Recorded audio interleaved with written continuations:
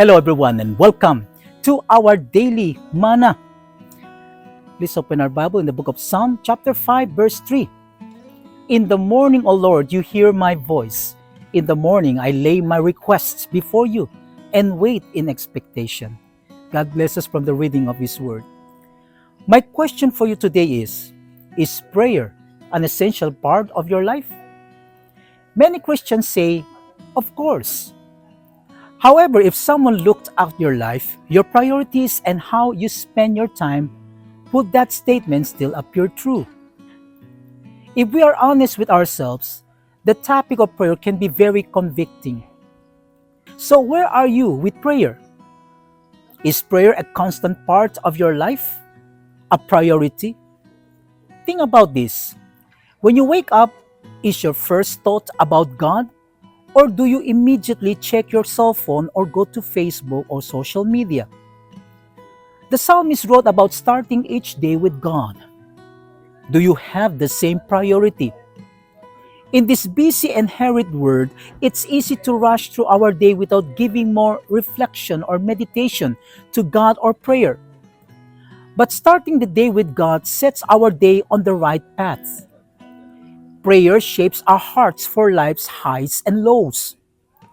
Psalm chapter 5 was written by David. He wasn't perfect, but he is known as a man after God's own heart. Although he made mistakes that God forgave when he repented, and even when he was on the run from his enemies, David knew to turn to God and ask for his guidance. David knew anguish and depression, but he also knew that God would lift him from despair. Most importantly, David understood that God heard him. He had experienced this. David had learned to practice God's presence as a shepherd. He went through sadness, loneliness, danger, and fear, but learned to trust God for all his needs, to take time to praise God and to pray continually. Prayer is more than making requests. It is more than offering praise.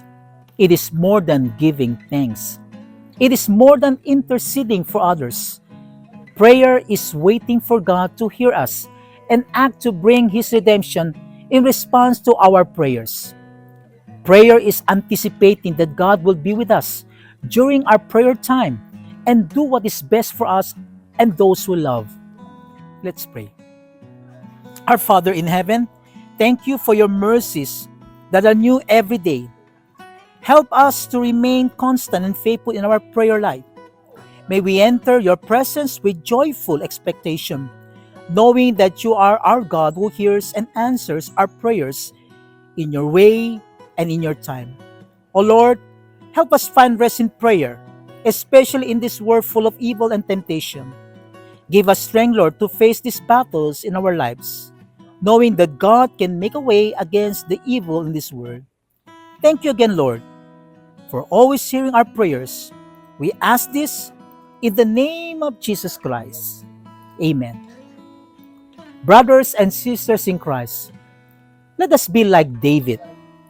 Make time every day to spend a few minutes or longer seeking the presence of God. Present your prayers before God and seek Him expectantly. When we pray, God hears. God listens to our prayers. God always hears. Will you seek God early every day, as this devotional encourages? Let us pray to God formally and devotedly. God bless and Shalom.